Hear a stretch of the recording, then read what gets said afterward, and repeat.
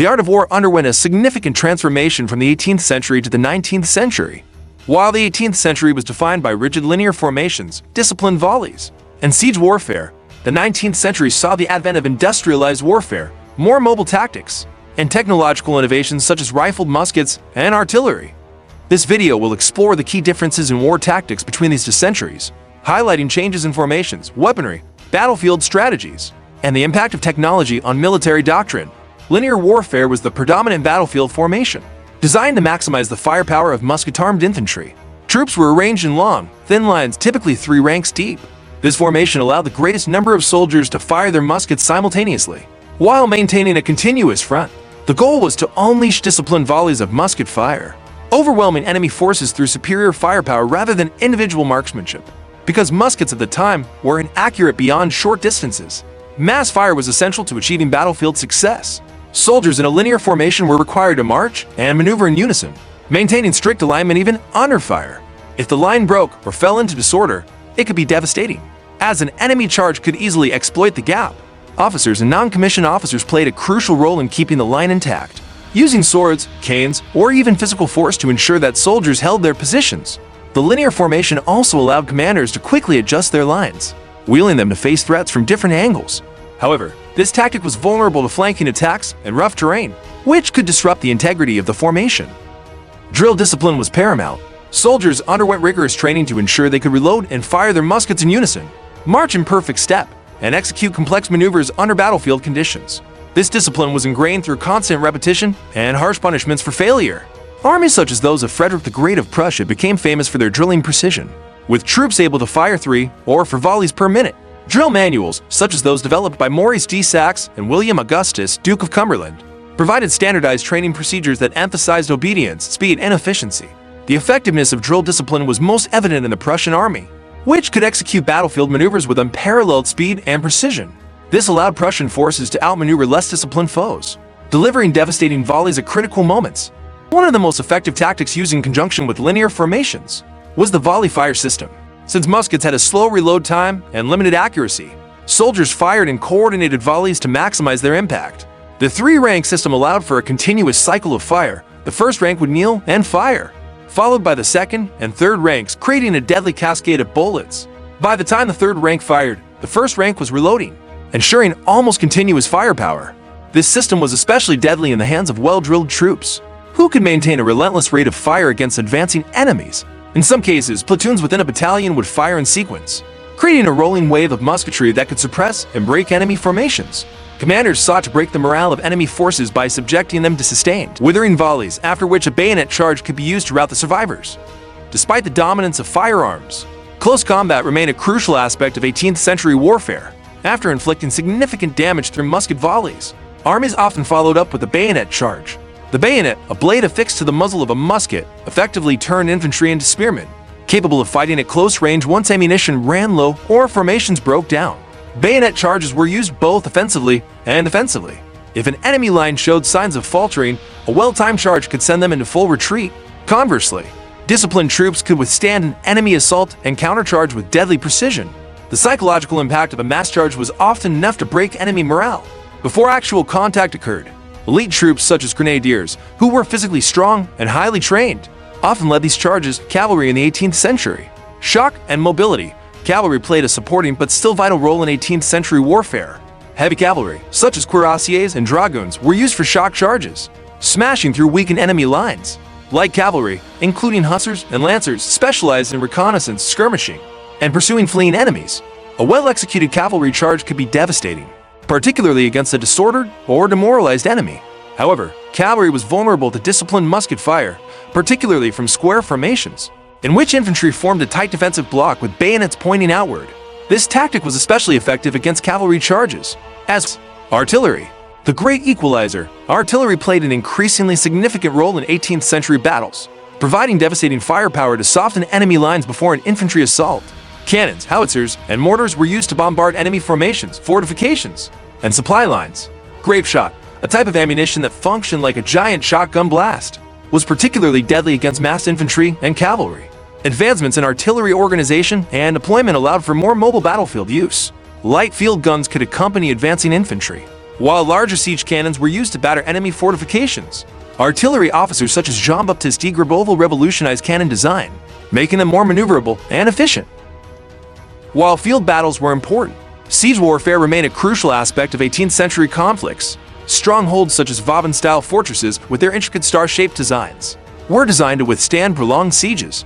Attackers relied on trench warfare, systematically digging closer to the walls while using artillery to breach defenses. Defenders employed countermining, sorties, and reinforced bastions to repel attackers. Sieges often lasted for months, with victory determined by attrition, starvation, or a decisive breach. In some cases, diplomacy and psychological warfare played a significant role, as besieged cities surrendered rather than face complete destruction. Skirmishers and irregular warfare.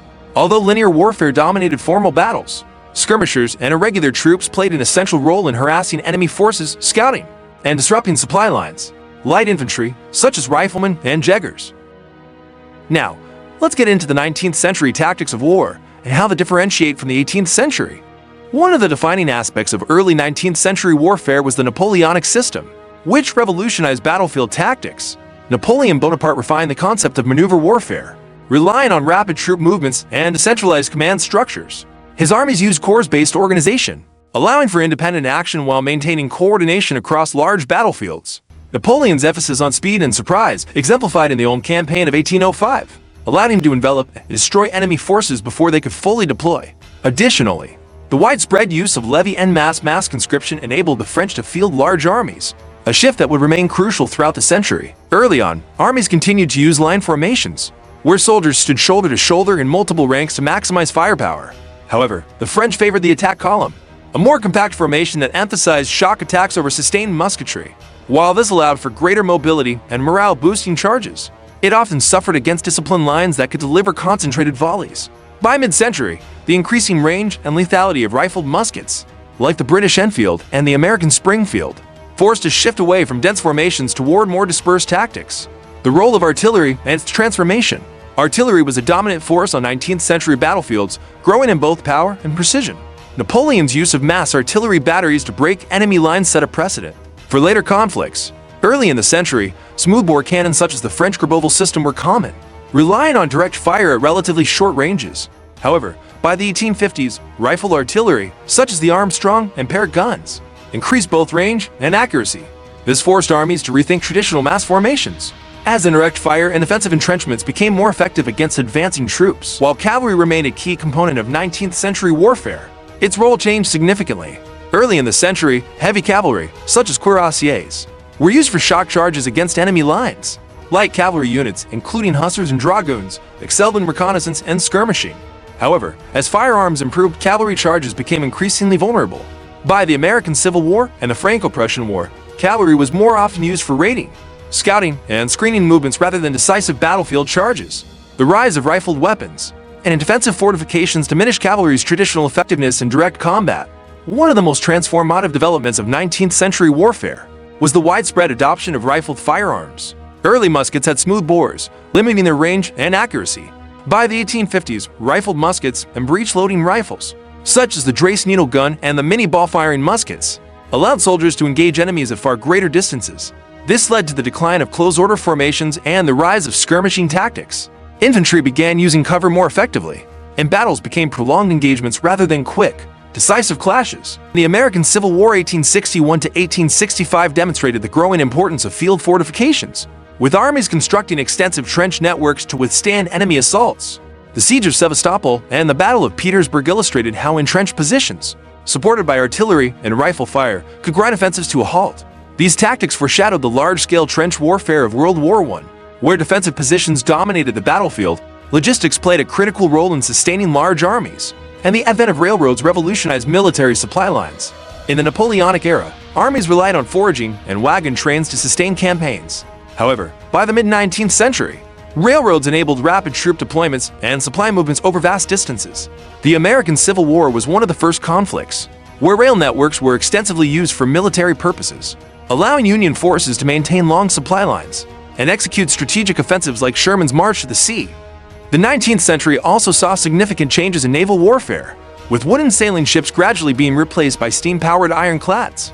The Crimean War introduced early examples of armored warships, while the American Civil Wars clashed between the USS Monitor and the CSS Virginia in 1860 to demonstrate the obsolescence of traditional wooden fleets, the development of long-range naval artillery, and the emergence of sea mines and torpedoes further transformed naval strategy, making blockades and coastal defenses more effective.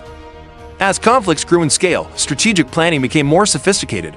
Napoleon's campaigns emphasized maneuver and decisive engagements, while later wars saw the application of total war principles. The American Civil War, particularly under General William Tecumseh Sherman, demonstrated how warfare extended beyond the battlefield to target economic infrastructure and civilian resources. The Franco-Prussian War 1870 to 1871 saw meticulous planning by the Prussian General Staff, using mobilization timetables and rail logistics to achieve rapid victories. These strategic evolutions laid the groundwork for the large-scale warfare of the 20th century. The evolution of command and control. Finally, advancements in communication and command structures reshaped military operations. Early in the century, armies relied on couriers, signal flags, and bugles to relay orders. By the 1850s, the telegraph allowed for faster coordination between distant units, giving commanders unprecedented control over battlefield movements. The use of centralized war departments, as seen in Prussia's General Staff system, enabled more efficient planning and execution of military campaigns. This professionalization of military leadership ensured that wars were fought with greater organization and strategic foresight. The transition from 18th century warfare to 19th century tactics was marked by technological advancements and strategic evolution. The rigid formations of the 18th century gave way to more flexible and mobile tactics, heavily influenced by rifled weapons and industrial logistics. These changes laid the groundwork for modern warfare, shaping military doctrines that persisted into the 20th century. That's all we got for today. As always, we appreciate you watching. Make sure you like, comment, and subscribe. Thank you, and have an amazing day.